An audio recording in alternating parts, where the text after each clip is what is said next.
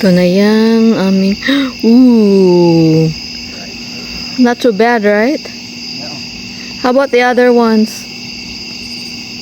And then he's going to switch on the ceiling lights. There you go. So tapos na talaga itong front namin. So thank you Lord. And tingnan nyo, yung yellow na rose ko ay namumulaklak na din. Another batch, another batch. There you go. Isn't that beautiful? Okay. Oh, it's okay. Can you turn off the sconces? Tingnan natin kung anong diferensya. Oh.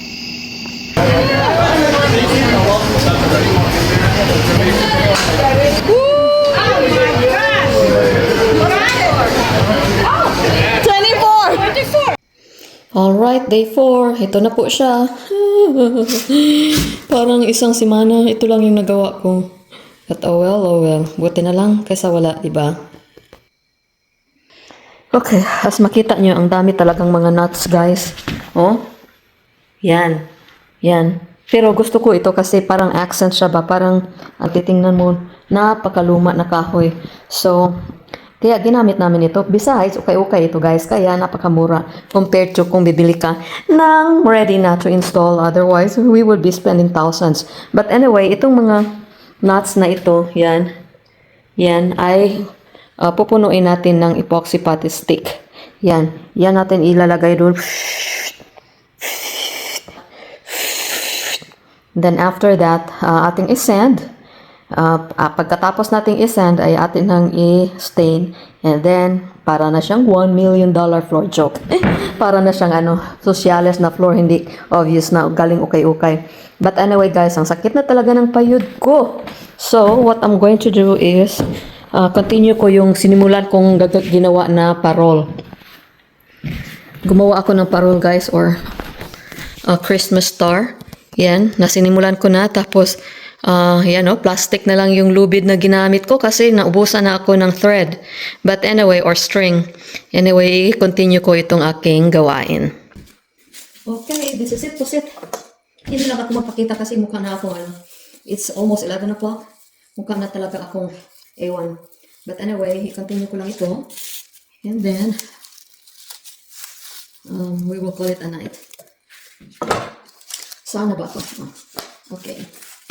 So, lalagyan na naman natin ng, tingnan nyo, nilagyan ko ng, ano bang tawag nito dito sa kabila, sa inside part of the spar. Oh.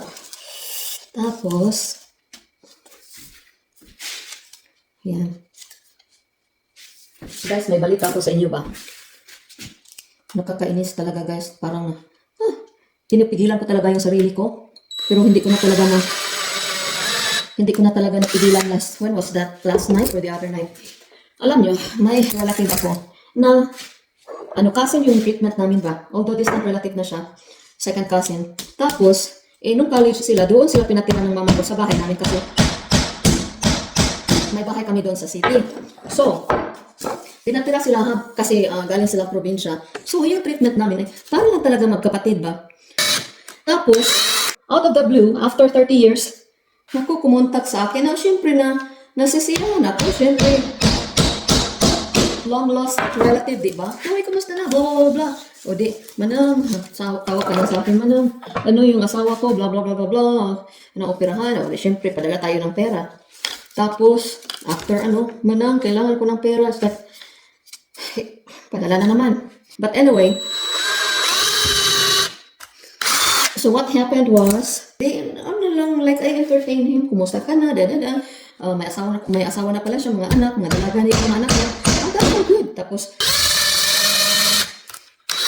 but anyway, manang kontra ako sa lahat ng pamilya ng asawa ko. Bakit? Sabi nung kapatid ng asawa ko na nag-court daw ako, nanligaw daw ako sa kanya kahit hindi. So sabi ko, talaga? Oo, kaya hindi na ako umuwi doon sa yung bahay nila nasa compound ng babae. So, hindi na ako umuwi doon kasi pinagkaisahan nila ako. Like, oh, really? Naku guys, alam niyo kung anong nangyari? Teka lang ha. Last chat namin, pinadalhan pa naman ako ng lyrics or kanta na, please don't ask me, what am I thinking? It's about you. Parang natarantar ako, guys. Please don't ask me, what can I do? To run to your side, My heart is and so I can't hide. Please don't ask me why I'm so in love with you. Guys, alam niyo ba kung nangyari? Hindi ako nakaimik, guys. Hindi talaga ako nakaimik. Tapos, after that, blinak ko na siya. Blinak ko siya. Alam niyo naman ako, may pagka-prank ako. Pero that time, guys, natulala ako ba? Wala akong nasabi. Tapos, blinak ko siya. So, palagi siyang parang sa kanya, wala lang nangyari ba? Tumatawag pa rin siya, hindi ko na sinasagot. Tapos, gawa na siya ng another account, Manang, si ano to Manang, hinang-apan ko siya ng tawag niya. Guys, tawag pa rin siya ng tawag, blah, blah, blah, blah, blah. And you know what? Naku, gawa na naman siya ng panibagong account just to be able to contact me. Nag-text siya sa akin the other day or the other night or last night, iwan ko na. Siyempre, ang pamilya, magre-reserve tayo ng ating sasabihin. Kaya lang, parang napuno na ako, bastos mo. So, yun. Nextan ko siya. Sabi ko na, ano na naman yung kailangan mo, ha? Magpakita na lang ako kahit mukha na akong momo. But anyway, so parang na-insulted ako na kapinsan-pinsan kita, although distant relative, but we treated you as cousins, as a relative, as a brother. Kasi nasa isang bahay kami magkakasama, kaming lahat ng mga magpipinsan when we were in college. So, like, we really treat each other like, siblings, magkakapatid, magpinsan. So, yun ba? Tapos, palagi siyang kumukontak sa akin, binablock ko, tapos gawa na naman siya ng panibagong account. And until such time na parang hindi ko na talaga kaya. And sabi ko, you know what? I was not happy with our last chat some months ago. Sabi kong ganun ba? Sabi ko, bakit mo ako pinadalahan ng kanta? Please don't ask me. What am I thinking? It's about you. But you run to your side. My heart is and so I'm aside. Please don't ask me why I'm so in love with you. Sabi ko, why you are so in love with me? Like, what the heck? Sabi ko sa kanya ba, Dong, ang bastos mo, kahit na relative, ipinagnanasaan mo, womanizer ka pala. Tama pala yung inala ng asawa mo at the back of my mind ba, na my gosh, kahit na pariente, sinusuwapang mo.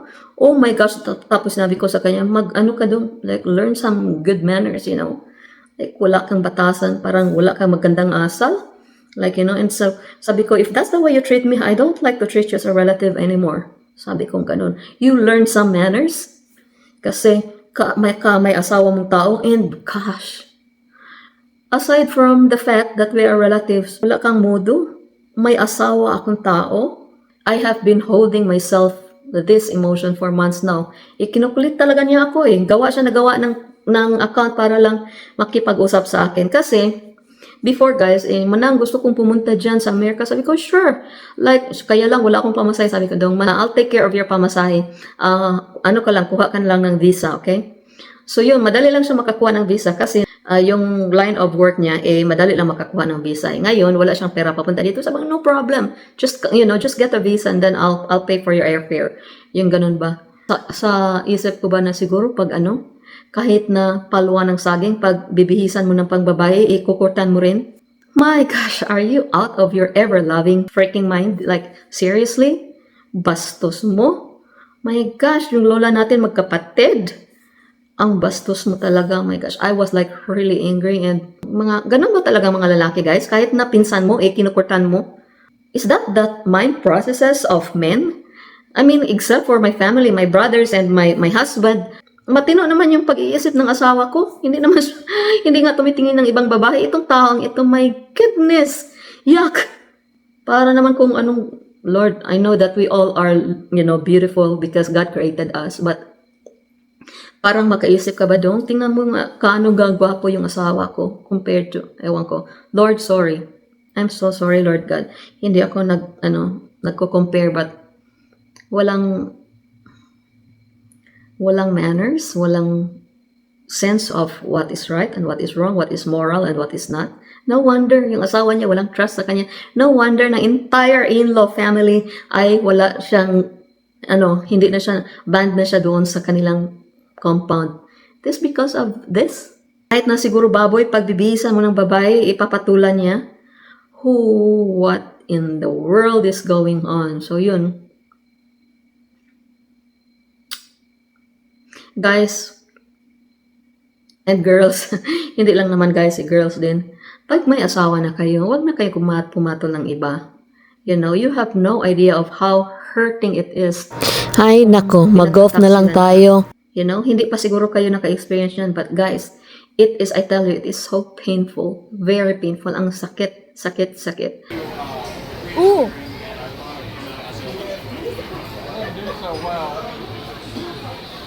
Laura's time! What?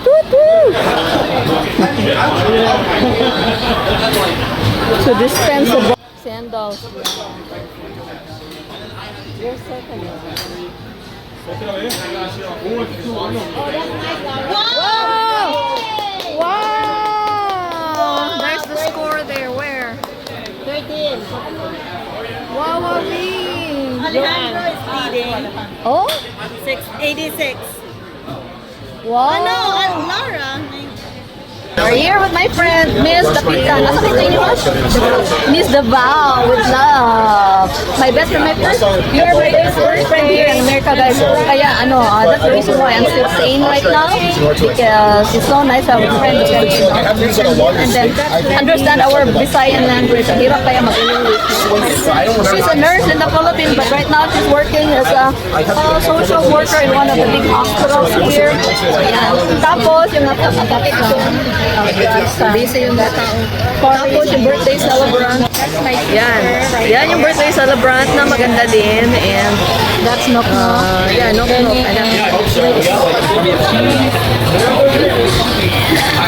Ay, yung mga friends na pamangkin. Sunti ko. Hi.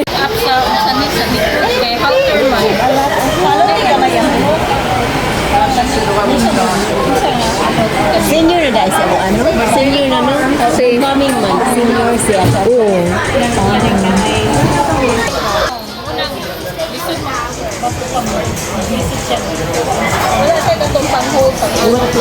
You can ano po ba? Future Miss Philippines and then Miss Universe. Say hi. Isn't that pretty? Yeah. Ako may manager Biana. Yeah. Kontrata na. Medyo lang nga.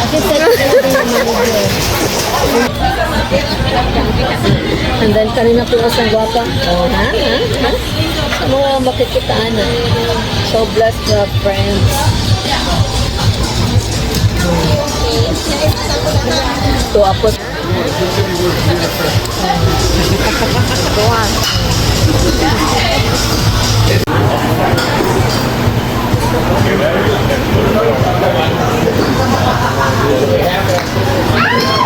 Yay! So this is the circle of my friends, Adrian Truwood. Happy birthday! Ready? Sing! Happy birthday to you. Happy birthday to you. Happy birthday, dear Heidi. Happy birthday to you. Way! Happy birthday. Happy birthday to you. Happy birthday, dear Heidi. Happy birthday to you.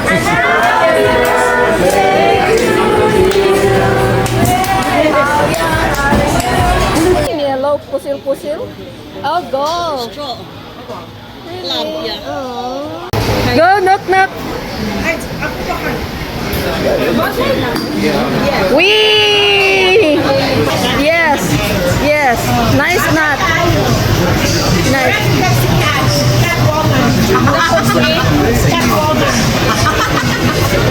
Kunay princess. There's a pretty princess, Miss Future Philippines. Oh. Universe. Yeah, Philippines first and then Universe. Yeah. And then Future Artista and the manager is Ako. Yeah, you look. She's so pretty.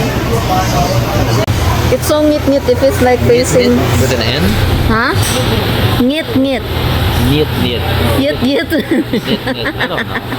Ngit. Yeah, you're doing a good job. Nati, atol ko ninyo sa balay og dili sila mo adto. Iatol ko ninyo sa balay. Ako may story dahil. Matun siya Bible study.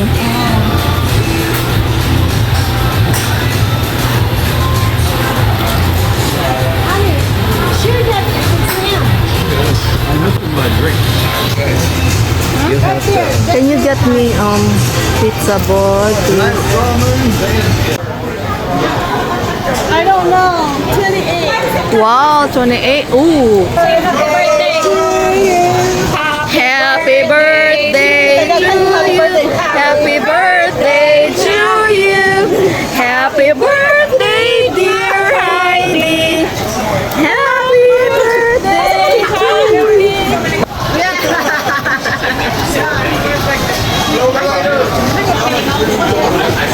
Majority, mga 80% of our friends, of my friends are here.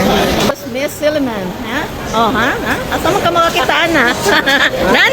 Bantay, manggod na YouTube, manggod ni? Okay, go. Bantay, manggod ni. Sige na, sige. Anong ha?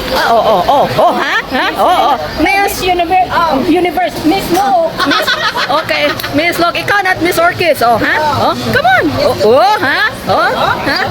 Asa mo ka makitaan, ha? Ready? 1, 2, kinsa may kuan. Oh, dapat tiil, oh, ha? Miss Universe. No, Miss Universe, Miss World. Oh, yang ka. Ang ilong. Bantayan, Miss Bantayan. Oh, ha?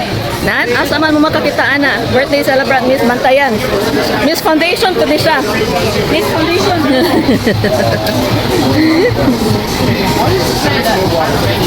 Presenting my friends.